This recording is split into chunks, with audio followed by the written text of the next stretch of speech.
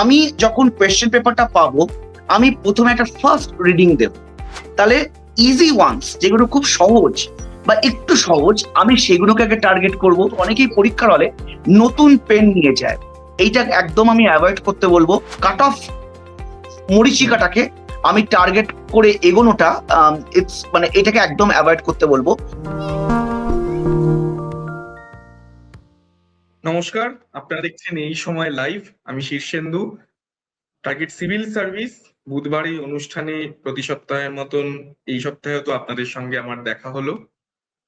আজকে একদম বেশি ভূমিকা বা আলোচনা, অন্যান্য আলোচনার মধ্যে ঢুকবো না। খুব স্পষ্ট করে আজকের বিষয় প্রথমেই জানিয়ে রাখবো। 2024 WBCS প্রিলিমস 14ই জুন যার পরীক্ষা, সেই পরীক্ষার একদম লাস্ট মিনিট সাজেশন। কি পড়বেন কি পড়বেন না থেকেও আজকে আমাদের আলোচনা এখন আর যা যা করবেন না এবং পরীক্ষার দিনগুলোতে আপনি যা করবেন। আমার পাশের স্ক্রিনে ইতিমধ্যেই আপনারা দেখতে পাচ্ছেন WBCS অফিসার অভিরূপ ভট্টাচার্যকে। অভিরূপ বাবু আগেও বহুবার আমাদের বিভিন্ন বিষয়ে গাইড করেছেন। প্রথমেই অনেক স্বাগত আপনাকে। একদম মূল বিষয়ে আজকে চলে যাব। আজকে বুধবার, এই সপ্তাহেই পরীক্ষা, জাস্ট রোববারই পরীক্ষা, বহু প্রতীক্ষিত এই পরীক্ষা। আজকে সকালে যারা ভিডিও দেখছেন, এই মুহূর্তে যারা পরীক্ষায় বসবেন, তাদের জন্য আপনার কি সাজেশন থাকবে? কি কি এখন থেকে আর ভুলেও কেউ করবেন? আমার ফার্স্ট সাজেশন থাকবে যে যারা পরীক্ষার্থী বা যারা পরীক্ষা দেবে, এটা একটা বহু প্রতীক্ষিত পরীক্ষা। আফটার আ লং টাইম আমাদের WBCS 2024 হতে যাচ্ছে, এবং এটা একটা স্ট্রাকচার্ড এক্সাম। এটা আমাদের প্রথমেই মনে রাখতে হবে। অর্থাৎ এই এক্সামটার স্ট্রাকচারটা আরেকটু একবার বলে দিই, যে 200 মাল্টিপল চয়েস কোয়েশ্চেন থাকবে, এবং সেইখানে 200 মার্কস থাকবে। ডিউরেশন হচ্ছে 2.5 ঘন্টা, অর্থাৎ 2.5 আওয়ার্স। এবং এইখানে 8 ব্রড ক্যাটাগরিজ এর উপর প্রশ্ন আসবে। একটু ক্যাটাগরি গুলো বলে দিই আরেকবার। English composition 25 marks, general science 25 marks, current events of national and international importance 25 marks, history of India 25 marks, geography of India with special reference to West Bengal 25 marks, Indian polity and economy 25 marks again, Indian national movement which is modern history but modern Indian history 25 marks, and general mental ability 25 marks। তার মধ্যে logical reasoning and arithmetic আসে। এইটা কেন বললাম, অর্থাৎ আমাকে প্রথমেই বুঝতে হবে বা রিয়েলাইজ করতে হবে, this is a very structured exam.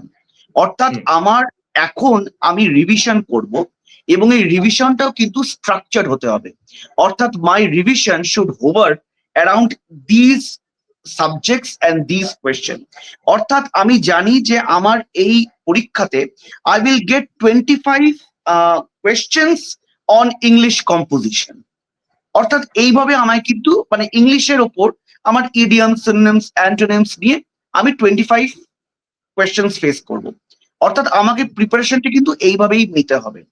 আমি জানি আমার Indian history and modern Indian history, মানে এনশিয়েন্ট, মিডিয়েবল এবং মডার্ন ইন্ডিয়া মিলিয়ে I will have to face 25 plus 25 50 questions on Indian history. অর্থাৎ আমাকে হিস্ট্রিটা ভালো করে একটু রিভাইজ করতে হবে, এবং এই রিভিশনটাও কিন্তু খুব স্ট্রাকচার হতে হবে। অর্থাৎ আমি এখন থেকে আমি একটু ডেইলি রুটিন বানিয়ে নেব, এবং এই রুটিনে I will try to revise all the things, বা যে জায়গাগুলো আমার মনে হচ্ছে যে একটু রিভিশন করলে ভালো হয়, সেগুলো রিভাইজ করবো। সেকেন্ড হচ্ছে কি, কোনো নতুন জিনিস আমি এখন পড়বো না। I will not refer to any new sources, any new books, or any random sources available in the net or social media.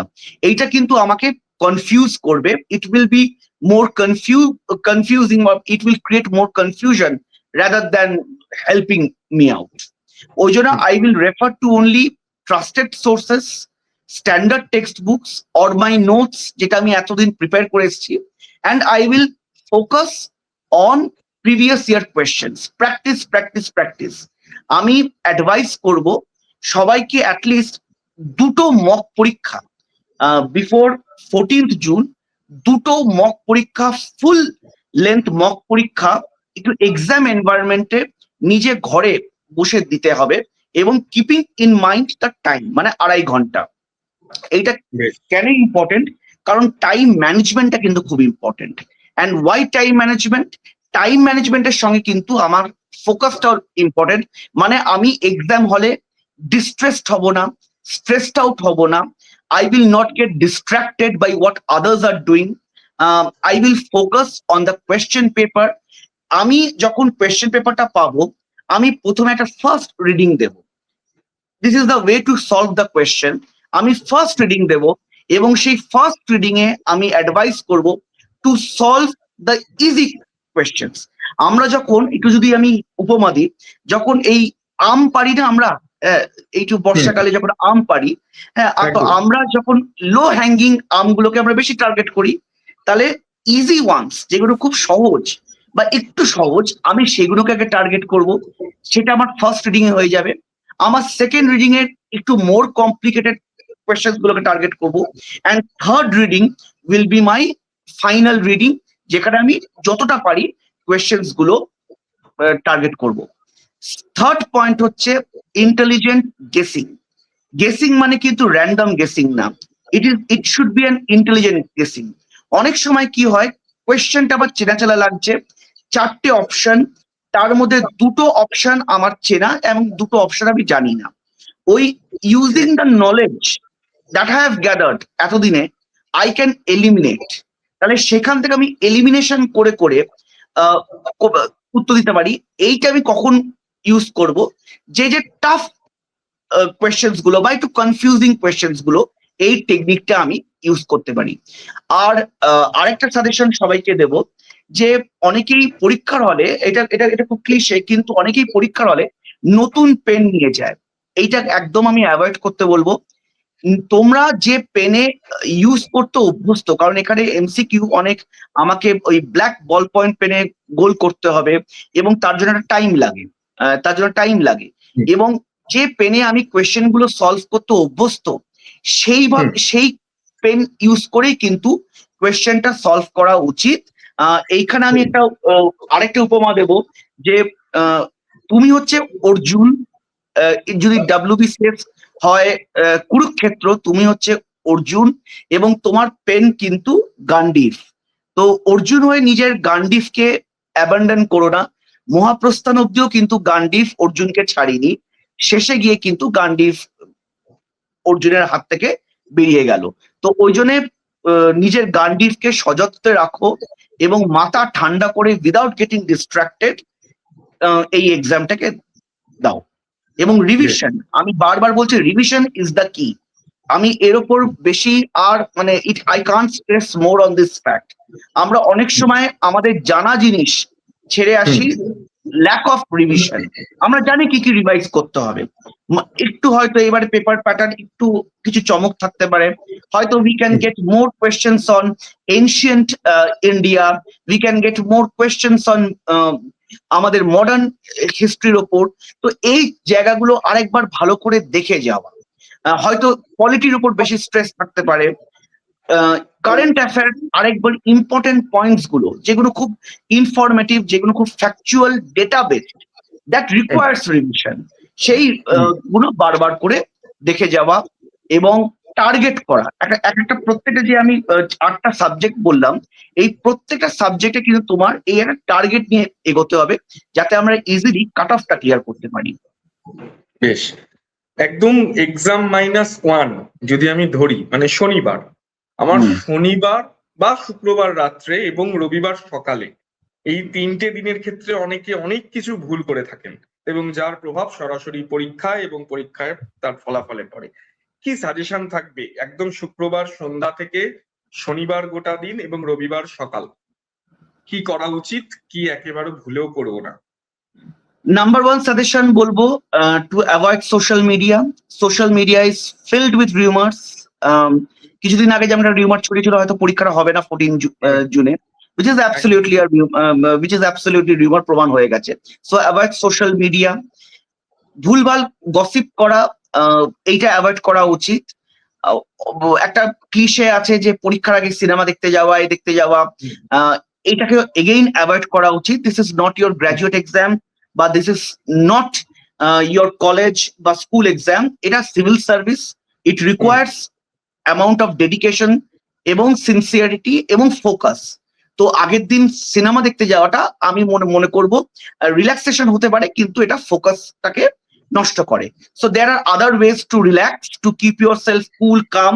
তো সেইগুলোকে নেওয়া, প্যানিকড বা স্ট্রেসড আউট না হয়ে ভালো করে একটু রিভাইজ করা, একটু বইগুলো খুলে একটু ঠান্ডা মাথায় রিভাইজ করা, অযথা অযথা মানে রিউমার্স এর ওপর বা অন্য কিছুর ওপর না স্ট্রেস করে, মানে নিজের মাইন্ডটাকে এখন ফোকাস রাখা, এইটা খুব ইম্পর্টেন্ট।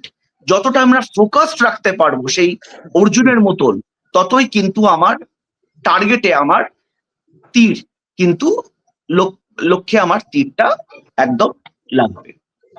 বেশ, অনেকের একটা ডাউট তৈরি হয়েছে যে আমি সায়েন্সে ভালো,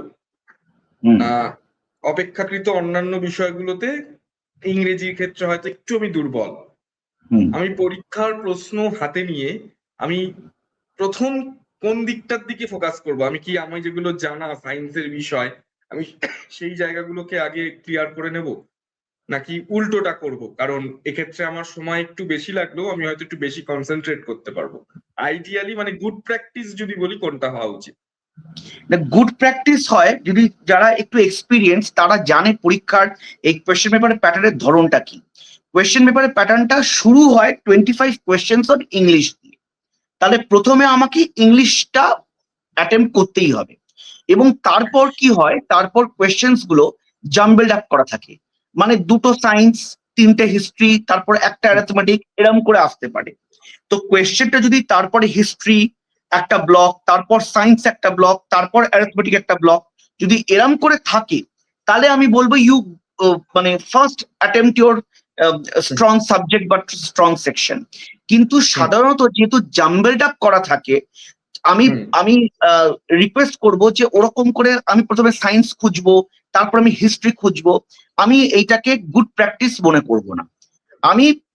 আমি ফার্স্ট রিডিং, সেকেন্ড রিডিং এবং থার্ড রিডিং, এই টেকনিকটাকে বেশি প্রাধান্য দেব। কারণ আমি যদি সায়েন্স জানি তো আমার সায়েন্স কোয়েশ্চেনটা থাকবে, আমি যদি হিস্ট্রি জানি আমার থাকবে। তো একদম সিকোয়েন্সিয়ালি কোয়েশ্চেন গুলোকে নেওয়া, সেইটা করা বেশি উচিত। যে কোয়েশ্চেন গুলো আমি তখন অ্যাটেন্ড করছি না, সেটাকে একটা মার্ক করে রাখা, সেই মার্ক মানে একটা গোল করে রাখলাম। দ্যাট মিনস আমি ওই কোয়েশ্চেনে আবার আমি আসবো, ফিরে আসবো। I will revert again to the question, আমি আবার ফিরে আসবো। তো সেই মার্কার গুলো রেখে দেওয়া, দিয়ে প্রথমে এটা সায়েন্স হোক কি হিস্ট্রি হোক কি অ্যারিথমেটিক হোক, প্রথমে সহজ কোয়েশ্চেন গুলো করে দেওয়া। কারণ হয় কি, একটা আমি খুব কঠিন কোয়েশ্চেনের ওপর প্রথমেই আমি 15 মিনিট নষ্ট করলাম, কিন্তু তারপর হয়তো দেখলাম লাস্টের দিকে আমার সোজা কোয়েশ্চেন গুলো আছে। তো প্রথম রিডিং এ আমার ম্যাক্সিমাম যত লো হ্যাঙ্গিং ফ্রুট গুলো, যে কাছের আমগুলো, যে আমগুলো একদম একদম নিচের ডালে ঝুলছে, সেই সুস্বাদু আমগুলোকে আমাকে পেরে নিতে হবে। তারপর আমি উপরে গিয়ে আমি টাফ কোয়েশ্চেন্স গুলো অ্যাটেম্প করব। বেশ, একটা প্রবলেমে অনেকে ভোগেন, এটা হয়তো কিছুটা চিকিৎসার শাস্ত্রের বিষয়, কিন্তু তবুও মানে আপনারা যারা পরীক্ষায় বসে এসছেন এবং সফল, আমি সব পড়াশুনো করেছি, আমি জানি, কিন্তু ঠিক মোক্ষম সময়টায় আমি ভুলে যাচ্ছি। অনেকে টেনশন বেশি করে বলে বিষয়টা হয়, অনেকে এটা হয় মানে বিভিন্ন পরীক্ষাতেই হয়। এইটার কি কোনো সলিউশন আছে? মানে নিশ্চয়ই আপনারাও এরকম প্রবলেমের কথা অন্তত শুনেছেন, তো এটা একটা খুব কমন প্রবলেম কিছু জনের ক্ষেত্রে, এর কি কোনো সলিউশন আছে? প্রথম সলিউশন হচ্ছে আমাকে নেগেটিভ চিন্তাটা অ্যাভয়েড করতে হবে। আমি ভুলে যাচ্ছি, এই চিন্তাটা দূর করে থাকতে হবে। কারণ এই নিজের ওপর সেই আত্মবিশ্বাসটা রাখা খুব জরুরি। কারণ আফটার অল আমরা একটা সিভিল সার্ভিসের এক্সাম দিচ্ছি, তো we are future civil servant. তো এই আত্মবিশ্বাসটা কিন্তু নিয়েই পরীক্ষা দিতে হবে। যাদের সমস্যা হচ্ছে আমি তাদেরকে বলবো একটু মেডিটেশন করা বা একটু ডিপ ব্রিদিং করা, মানে যখনই মনে হচ্ছে একটু ঘাবড়ে যাচ্ছি, একটু জোরে জোরে শ্বাস নেওয়া বা ডিপ ব্রিদিং করা, that will help to relax our nerves, মানে ওই স্ট্রেসটা অনেকটা বেশি কন্ট্রোল করবে। এবং ফার্স্ট এবং ফরমোস্ট যেটা বললাম, যে নেগেটিভ চিন্তা করা যে আমি ভুলে যাচ্ছি বা আমার মনে পড়ছে না, এইটার থেকে একদম বিরত থাকতে হবে।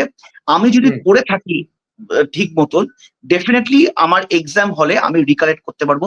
এবং এক্সাম হলে ডিস্ট্রাকশনটাকে কিন্তু অ্যাভয়েড করতে হবে। অনেকে কিন্তু নিজের ওই কোয়েশ্চেন পেপার বা ওএমআর শিটটাকে না দেখে অন্যরা কি করছে এটা দেখতে যায় বা অন্যদিকে মন দেয়, এবং এই ডিস্ট্রাকশনটা মাঝে মাঝে এতটাই কস্টলি পড়ে যে আমি সবকিছু করলাম, কিন্তু আমি আমার ওই কোয়েশ্চেন পেপারের যে এনকোডটা, মানে কোয়েশ্চেন পেপারটা গ্রুপ এ না গ্রুপ বি না গ্রুপ, মানে কোন বুকলেট, সেটা ভুল এনকোড করলাম, বা আমি আমার বেসিক রোল নাম্বারটাই ভুল এনকোড করে ফেললাম।